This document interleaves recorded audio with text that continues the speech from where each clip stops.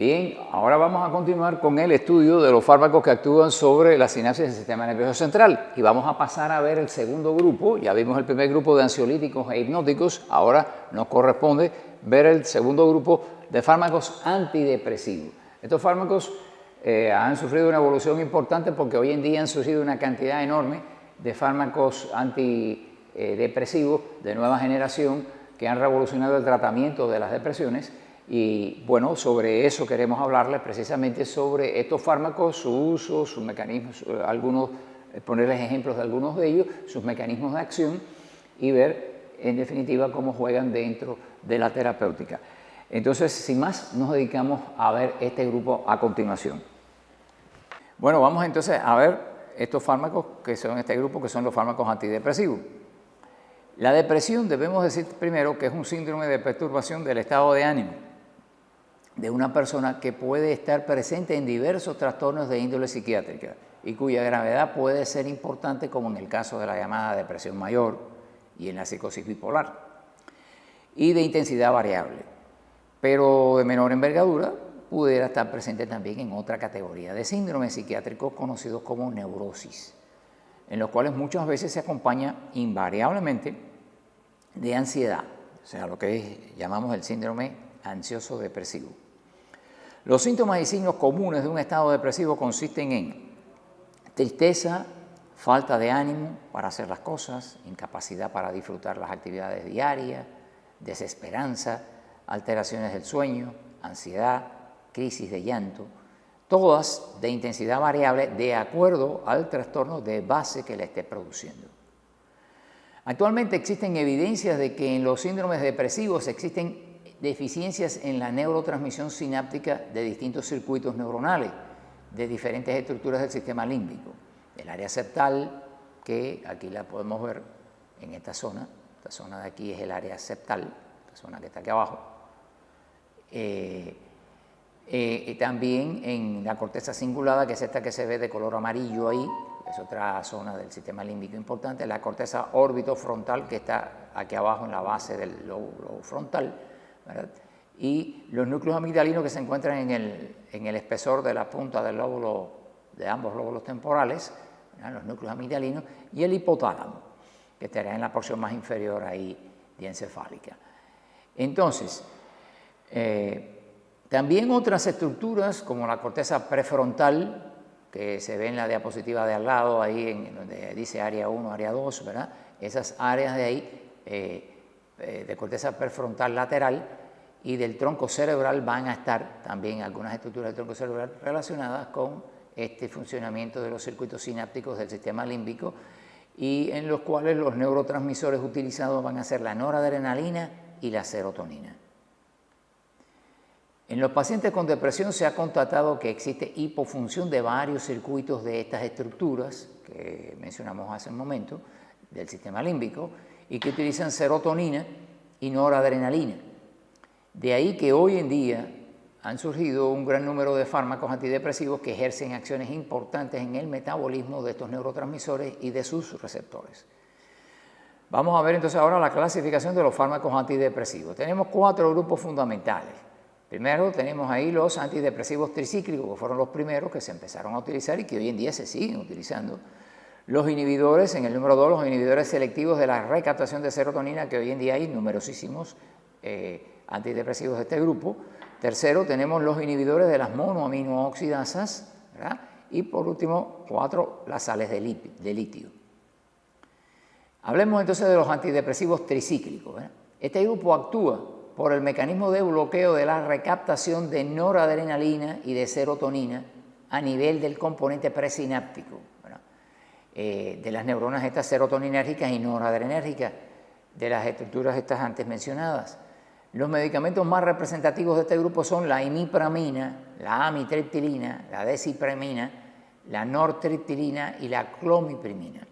Son los más representativos de este grupo.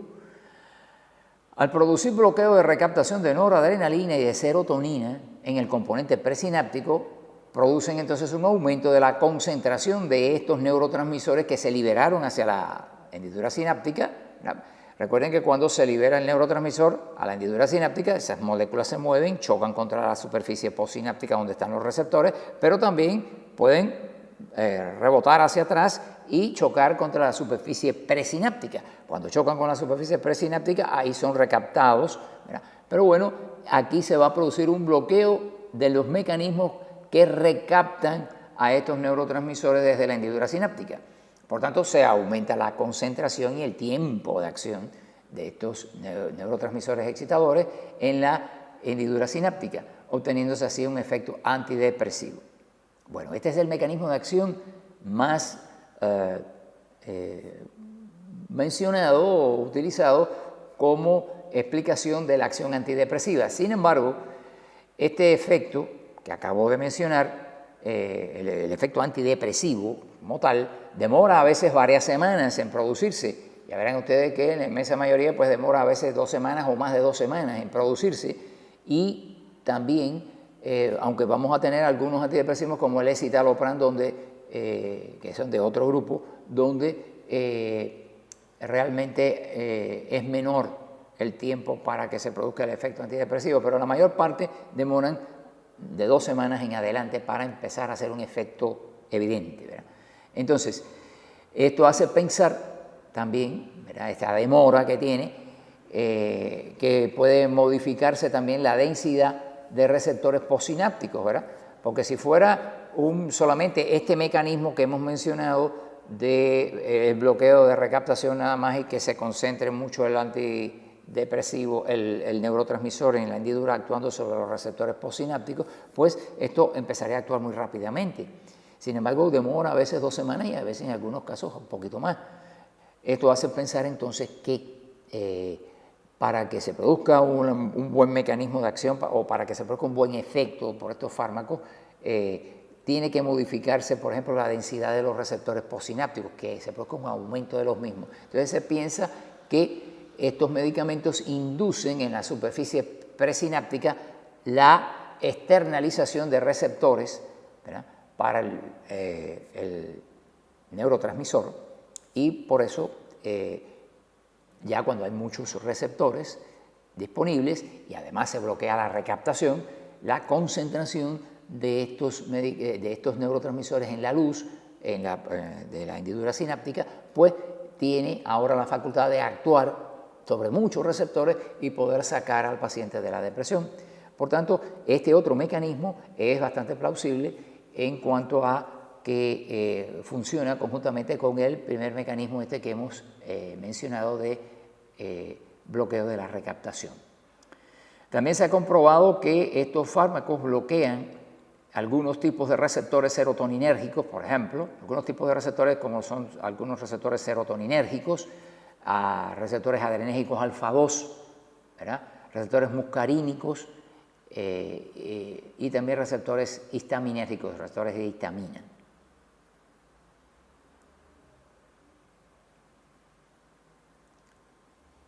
Las acciones que tienen estos fármacos: mejoran el estado de ánimo, aumentan el estado de alerta, incrementan la actividad física y disminuyen la preocupación mórbida y la ansiedad en un 50 o un 70% de los casos. O sea que tienen acción ansiolítica también. La mejoría demora en comenzar, como dije ya, en la mayor parte de los casos unas 2 semanas o a veces un poco más, a no ser en el caso del escitalopram, que veremos que es un tipo de antidepresivo bloqueador de la recaptación de serotonina, que se dice que es capaz en muchos pacientes de actuar en la primera semana de tratamiento o cuando máximo al 10º día aproximadamente. Los usos pues son muy efectivos en la depresión mayor grave. La imipramina y la clomiprimina son útiles para el tratamiento de la enuresis infantil, niños mayores de 6 años que se orinan en la cama de noche, pues son útiles porque induce una contracción del esfínter interno de la vejiga, evitando que se produzca la enuresis. La amitriptilina también es beneficiosa en el tratamiento preventivo de la migraña. Se ha utilizado mucho en el tratamiento preventivo de la migraña y también en el tratamiento de dolores neuropáticos. Inclusive Él fue el primer fármaco de este tipo que se utilizó para el tratamiento de los dolores de la fibromialgia primaria, ¿verdad?, que hoy en día es una dolencia que afecta con bastante frecuencia a muchas personas. La farmacocinética. Pues bueno, estos medicamentos son bien liposolubles, muy lipofílicos, y por lo que se van a absorber rápido y penetran bien la barrera hematoencefálica, se distribuyen por todo el organismo, tienen vida media larga, algunos hasta de 17 horas, como la imipramina, por ejemplo, pero tienen una baja biodisponibilidad. Su biotransformación es por el sistema hepático microsomal, siendo conjugados con ácido glucurónico, eliminándose por el riñón como metabolitos aún activos. Los efectos adversos, bueno, pues tienen efectos adversos por el hecho de que también, como ya dije, pueden combinarse con receptores muscarínicos que están a nivel de algunas vísceras. Al bloquearlos, entonces, a estos receptores de acetilcolina, en los efectores viscerales, pues se pueden producir distintos síntomas de acuerdo a donde estén los receptores estos bloqueados. En el caso, por ejemplo, de la visión, a nivel de la musculatura intrínseca del ojo, músculo constrictor del iris, y sobre todo, más que el constrictor del iris, el músculo de la acomodación, el músculo ciliar, pues se puede producir visión borrosa, por dificultad en el enfoque, resequedad bucal, cuando afecta también ahí receptores muscarínicos de las glándulas salivales, retención urinaria cuando se afectan ahí receptores muscarínicos que están en el músculo detrusor de la vejiga, ¿verdad?, que reciben la acetilcolina que le envían las células postganglionares parasimpáticas que se encuentran ahí mismo en la pared. Estreñimiento, cuando esto afecta, ¿verdad?, a receptores muscarínicos que se encuentran en las fibras musculares de las capas longitudinal y circular del intestino, ¿verdad? Y también se ha visto que pueden agravar a algunos pacientes que tienen glaucoma, pues pueden agravar este problema también y descompensar a algunos pacientes epilépticos también.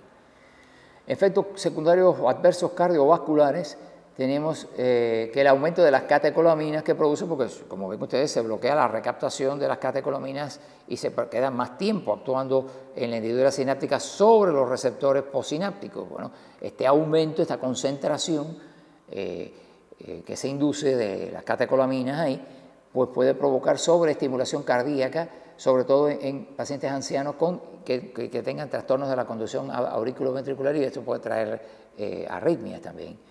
También pueden ocasionar hipotensión ortostática porque bloquea los receptores alfa-2 presinápticos. Al bloquear los receptores alfa-2 presinápticos, pues se concentra mucho el neurotransmisor a nivel de la hendidura sináptica, y también pueden producir taquicardia refleja en ancianos también con mucha frecuencia. La sedación. Bueno, pues pueden producir considerable somnolencia, sobre todo las primeras semanas del tratamiento.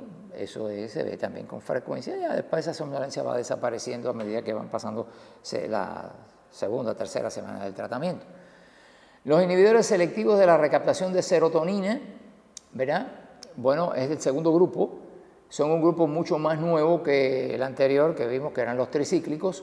Su mecanismo de acción es específicamente inhibir de manera selectiva la recaptación de serotonina en las sinapsis serotoninérgicas, pero bloquean también los receptores muscarínicos de acetilcolina, los histamínicos H1 y los adrenérgicos alfa-1.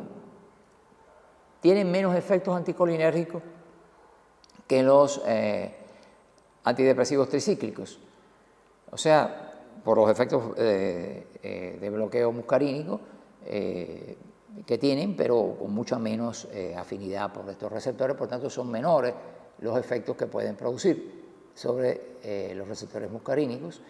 Tenemos entre este grupo, tenemos la fluoxetina, la paroxetina, la sertralina, la fluvoxamina, la venlafaxina, el citalopram y el escitalopram. La fluoxetina es el representante de este grupo y es muy eficaz para tratar la depresión mayor sin efectos adversos cardiovasculares ni anticolinérgicos. Es efectiva para tratar casos de anorexia nerviosa, bulimia nerviosa y también dolores neuropáticos también. Se absorbe bien y es bien biotransformada en el hígado por desmetilación y convertida en parte en el metabolito activo norfluoxetina, eliminándose lentamente del organismo. Es un potente inhibidor del citocromo P450, que es una enzima, como conocen ustedes, biotransformadora del retículo endoplasmático liso hepático. Por tanto, puede producir efectos tóxicos cuando se administra conjuntamente con otros fármacos que se metabolicen por familias de este citocromo, ¿verdad? De enzimas de este citocromo. Por ejemplo, cuando se administra justamente con neurolépticos, con antiarrítmicos, con antidepresivos, tricíclicos, bloqueadores beta-adrenérgicos, en fin, pueden producirse problemas de ese tipo. Como efectos adversos pueden producir náuseas, disfunción sexual, anorexia y temblores. De todos estos fármacos, por ejemplo, este que está aquí, la venlafaxina, que están viendo ustedes ahí, al lado de la fluvoxamina, la venlafaxina, es de todos ellos el que menos disfunción sexual produce, porque todos los otros, pues, con el uso prolongado, pues pueden afectar un poco la eficiencia de la función sexual. Sin embargo, con la venlafaxina no ocurre tanto eso. Pueden producir náuseas, disfunción sexual, anorexia y temblores. El tercer grupo de antidepresivos son los inhibidores de las monoaminooxidasas, o IMAO, como se les conoce en abreviatura. Estos fármacos inhiben las enzimas monoaminooxidasas, que son las encargadas de oxidar e inactivar hacia las catecolaminas, la noradrenalina, la dopamina, la serotonina, que se fugan, que se salen, se escurren de adentro de las vesículas sinápticas hacia el axoplasma del botón terminal del axón. Y entonces, para que no se queden por ahí dando vueltas, pues son absorbidas por las membranas de las mitocondrias y son degradadas ahí en las mitocondrias por las monoaminooxidasas. Esa es la función que tiene ese tipo de enzima.